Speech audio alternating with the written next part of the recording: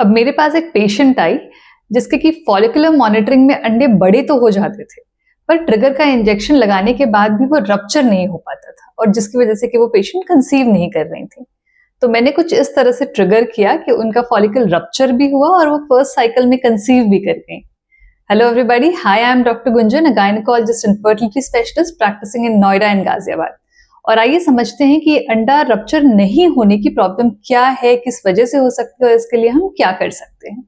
तो पीरियड के first day से आपके ओवरीज यानी अंडाशय में एक फॉलिकल बड़ा होना शुरू होता है और ये 18 to 20 मिलीमीटर का जब हो जाता है तो ये फॉलिकल रप्चर होता है। यहाँ से एक अंडा बाहर निकलता है और ये आपके ट्यूब्स में जाता है और इसी दौरान जब आप रिलेशन रखते हो तो स्पर्म्स यूट्रस से होते हुए आपके ट्यूब्स में आते हैं, दोनों यहाँ मिलकर एम्ब्रियो बनाते हैं और ये एम्ब्रियो, ये भ्रूण वापस आकर जब यूट्रस में लगता है तो प्रेगनेंसी होती है। तो ये जो फॉलिकल के रप्चर होने का प्रोसेस होता है इसे हम ओव्यूलेशन कहते हैं और इसको कंसीव करने के लिए ये जरूरी होता है। तो कुछ पेशेंट्स में जब फॉलिकुलर मॉनिटरिंग के दौरान हम अल्ट्रासाउंड करते हैं तो हम देखते हैं कि ट्रिगर का इंजेक्शन लगाने के बाद ये फॉलिकल या तो साइज में बड़े हो गए हैं या तो फिर इनके अंदर ब्लीडिंग हो गई है, हेमरेज हो गया है।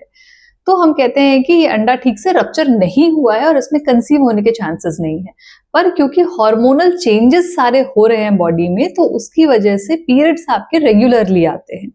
तो पीरियड्स तो रेगुलर होते हैं पर ये पेशेंट्स कंसीव नहीं कर पाते हैं और ये कॉमनली देखा जाता है अगर यूट्रस के अराउंड कोई इन्फेक्शन है, जैसे हम पेल्विक इन्फ्लामेटरी डिजीज कहते हैं, या फिर एंडोमेट्रियोसिस के केसेस में या पीसीओडी के केसेस में, या फिर कोई सर्जरी अगर आपकी हो रखी है जिसकी वजह से कि यूट्रस के चारों तरफ एडिशंस बन गया है,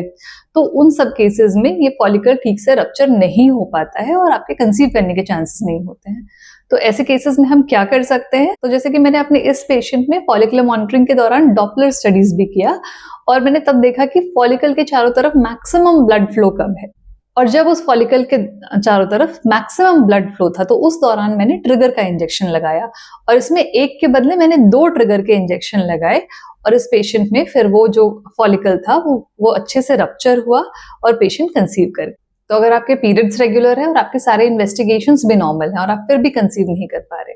तो हो सकता है कि आपका एग ठीक से रप्चर नहीं हो रहा हो। तो get a follicular monitoring done, एक फर्टिलिटी स्पेशलिस्ट से मिले जो कि आपको प्रॉपरली इवैल्यूएट करके आपकी प्रॉब्लम बता सकेंगे और उसके अकॉर्डिंग आपको ट्रीटमेंट दे सकेंगे।